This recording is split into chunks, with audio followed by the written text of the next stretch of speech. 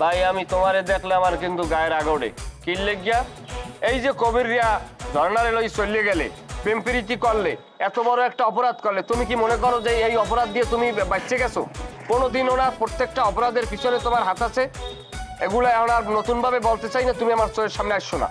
এই সোহেল মুই কিন্তু বুঝতেছি না তুই একটা কথা বারবার কেন কইতেছিস বেটা? মুই এর সাথে জড়িত না। হ্যাঁ ঠিক আছে, কবির আমার বন্ধু, জানে জিকের বন্ধু, এক লগে বড় হয়েছি, ছোটবেলা থেকে একখানে মুখ জন্ম ছিল, সব ঠিকঠাক আছে। কিন্তু কবির নিজের তো বড় মন লাগে একটা বাটপারি করতো, কিছু জানিস মুদ্দারে মাঝে মধ্যে ওরা প্রেম প্রীতি করতো, তখন গিয়ে আগে টাকায় দিতাম, ওরা এক জায়গায় কথা কইলে মুই তো গাঁট ঠাট দিতাম।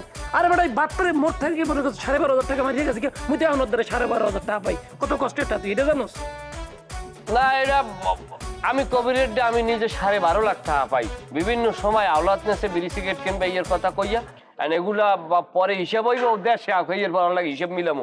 চাষা তো ভাই এটা তো চিনবো না, কারণ ও আমাকে বরিশালে ইউনিটির খাড়ো করছে। আচ্ছা এখন তুমি যাও, তোমারে দেখলে আসলে আমার আপাতত তো গায়ের আগড়ে, বুঝছো? আমার চোখের সামনে কম পারবা, তুমি বড় ভাইয়ের মতো থাও। এ তুই কথা কথা কি লেগে বড় ভাই এইটা কি লেগে কস? হ্যাঁ মোর এক লগে তো বন্ধু না, তুই মোর দোস্ত মানুষ না? কিসের দোস্ত পাইছো কই এই সমস্ত দানাই ফানাই কথা? দানাই মানে হন বেড়া দোস্ত বন্ধু বান্ধব এর কোনো বস নাই, মনে করছে বড় আর ছোট নাই, সিনিয়র আর জুনিয়র নাই, বন্ধু বান্ধব যে কেউ হইতে পারে। তুই তো বেটা বেটা মোর বন্ধু বেটা। আচ্ছা রাজ্য থেকে তুই দোস্ত।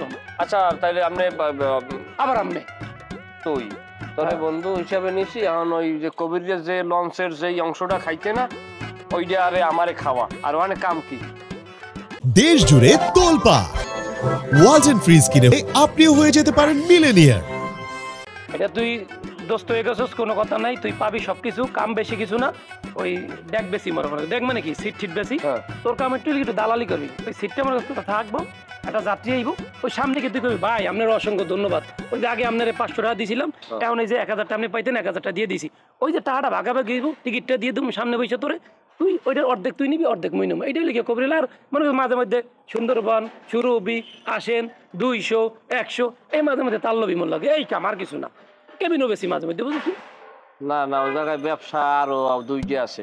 কি দেখা গেছে ওই লঞ্চের ভিতরে আমরা এ কামও হরলাম এবং আরো দুইটা কাম যদি আমরা পাশাপাশি হরতে পারি, সেটা হইলে যাইয়া তোমার আমরা ওই জায়গায় দুইজন মনে করো মলম পাঠি ঢুকাই দিলাম। হ্যাঁ মলম পাঠি ঢুকাই দিলাম, হেরা ওই হ্যাগো দুইটা মানুষ বেকার মানুষ যদি আমরা কর্ম দিতে পারি সেটা আমাগোই লাভ। ওই দুইজন মলম পাঠি থাকবে, হেরা আগের মতো কাম করবে অর্ধেক ভাগে, আর দুইজন আমরা মনে করো গাইড কেটা পাঠি, ওই যাত্রাবাড়ির মোড়ে চুরি মুড়ি হয়ে কেন খায় দেখতে এই নগপতি আমার খুব মায়া। অগ দুইজন ঢুকাই দিলাম, ওরা চুরি মেরা হলে দুইটা ব্যাগ সরাই দিয়ে পারলেই তো একটি রিপি হয়, লঞ্চ থামানের লগে লগে আর লাভ দিয়া লইয়ে চলে গে যাইবে অর্ধেক ভাগ। দেখো হিসেব করিও না সোহেল, হিসেব করছি, তুই কই তোকে হিসেব করছি, এই মানুষ মনে করে নিঃস্ব করা যায়, এইভাবে নিঃস্ব করা যাবে না, প্রত্যেকটা অন্যায়ের কিন্তু একটা রিপিট আছে, মনে করো যে তুমি এই রিপিট কিন্তু মনে নিতে পারো না, এটা একটা অসহায় মানুষের মনে করো যে একটা মানে বদদুয়া, এটা নেওয়া যাইবে না, এইটা বাদ, এটা ছাড়া তুই অন্য অন্য কাম কর। আর একটা কাম হইলে গিয়া ধর মগ ডিউটি তো 4টা থেকে 9টা, এরপরে তো তুই আবার ওই যে টিপের মধ্যে ঢোকস ঠেক ঠুক মারস, ওই ঠেকে কিন্তু তুই মরে রাখবি, মুই তোর লাগে সবসময় থাকতেছি, মোরা যে দোস্ত ওই বিষয়টা কিন্তু একবারে মিললে মিশে যাবে। আচ্ছা আচ্ছা ঠিক আছে, তাই তুমি যেটা কইছো ওইটাই, তাই লঞ্চের হলে ও ব্যবসায় আমাকে যাওয়ার দরকার নাই, কারণ যেহেতু তুই কইছো এটা প্রত্যেকটা জিনিসের অপরাধের রিপিট হয়, তাই রিপিট আর যাবো না। আর ওই সন্ধ্যার পরে তোমার ডিউটির বাদে আমার লাগে ওই তুমি লাইটের ব্যবসা করবা, কোনো সমস্যা নাই, ওকে ডান।